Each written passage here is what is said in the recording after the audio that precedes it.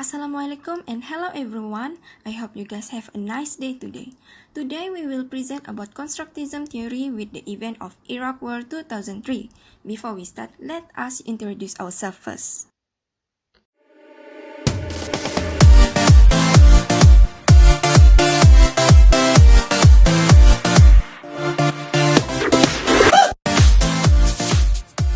What is constructivism? According to the Nicholas Adolph, he stated the term constructivism as people and society construct or constitute each other.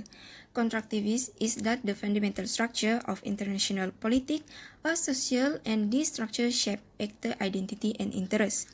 Meaning to say, social structure has the potential to change where the identity shape how they think about their interests. Now, let's move to the background.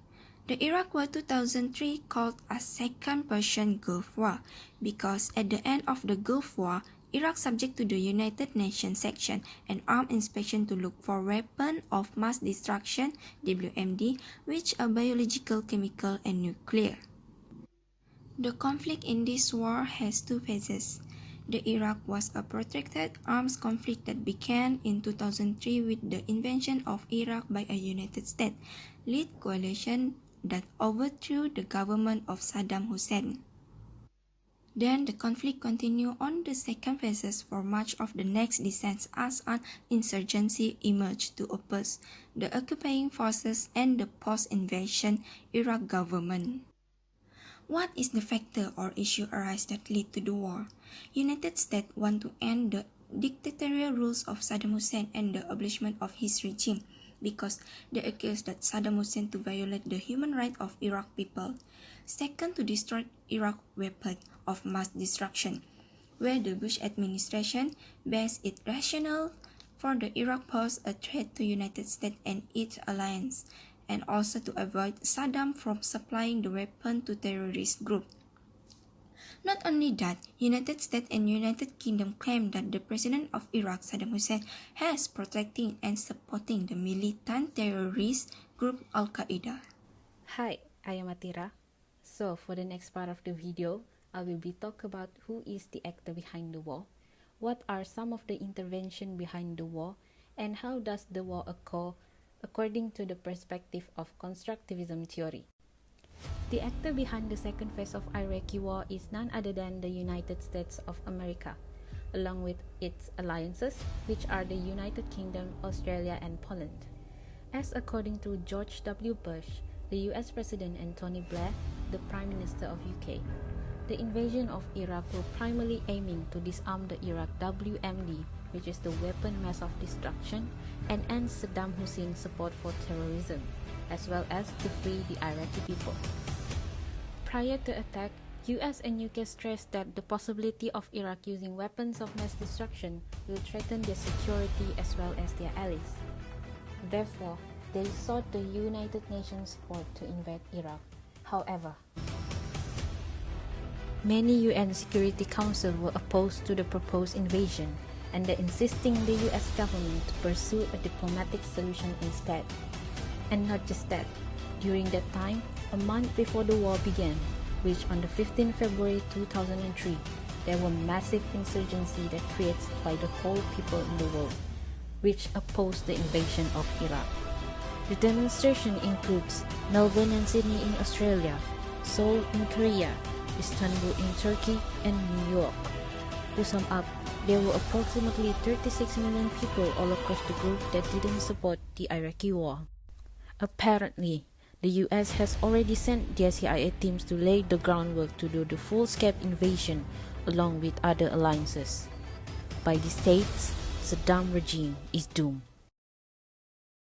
The constructivists sees this as the set of idea or the invention from a United States to invade Iraq according to its interests, which mainly focus on eliminating the weapon mass of destruction from Iraq, and to be acknowledged, the US as well has possessed interest in the Iraqi oil resources.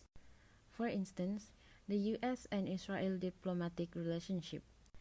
United States has always been the greatest ally to Israel, where these two states always hand in hand try to barricade the power of Middle Eastern country. As Iraq has become the biggest threat toward Israel, it seems to be under the United States' concern. It is one of the reasons why the US wanted to invade Iraqis because they see Iraq as a threat that could trigger their security. To sum up, we can see that the United States really apply the theory of constructivism. It is proof by the way it demonstrates its interest toward Iraq were basically based on the intersubjectivity that forms its basis reaction. My name is Nur Hazwani Hazirah, and today I will present about the solution and achievement journey during the Iraq War. The election held on 7 March 2010 and demand for the democracy, but unfortunately during the Iraq election were unpopular when voter turnout dropped from 75% in the general election held in 2005. This was due to voter fear of the violence and doubts about democracy. According to the United States officer, this is the best way towards withdrawing the United States military in the summer 2010. More than 6,200 candidates from 86 lists participate in election, witnesses the power struggle between Prime Minister Nurul al-Maliki coalition and former Prime Minister of Iraq Ayad Alawi. After more than 7 years of war, finally United States officially announced ends of the combat mission in Iraq. According to the President of United States Barack Obama, United States never abandoned of Iraq and only Iraq able to solve all of the differences and policies. President Barack Obama said, "What America can do and America will do is to give support to Iraq people as both as a friend and partner." Roughly 50,000 of United States troops remain to train and collaborate with Iraq security force, and United States troops scheduled to leave Iraq by the end of 2011.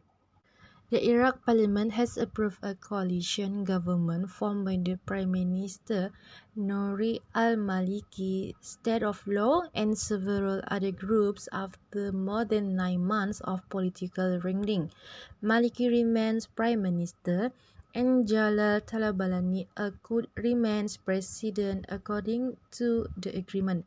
The arrangement of the power sharing between former Prime Minister of Iraq Ayad Alawi that win the majority during election unable to create the majority shape. His competitor, which is the Prime Minister of Iraq, Nurul al-Maliki, named 34 ministers to cabinet, also including the Sunni rival politician. United States officers said if the disaffected Sunnis will reduce the chances to form the majority and cause Sunnis resume the sectarian warfare. Maliki appointing himself as the interim head and triggered to growing centralization of power. United States officers also said the acrimonious relationship between Maliki and Alawi as the challenges combating the terrorists in Iraq. According to President of United States Barack Obama, announced the 39,000 of United States troops will leave Iraq by the end of 2011, as the signs of almost 9 years of war occurred between United States and Iraq, and also as the beginning for the new phase to achieve freedom for Iraqi people.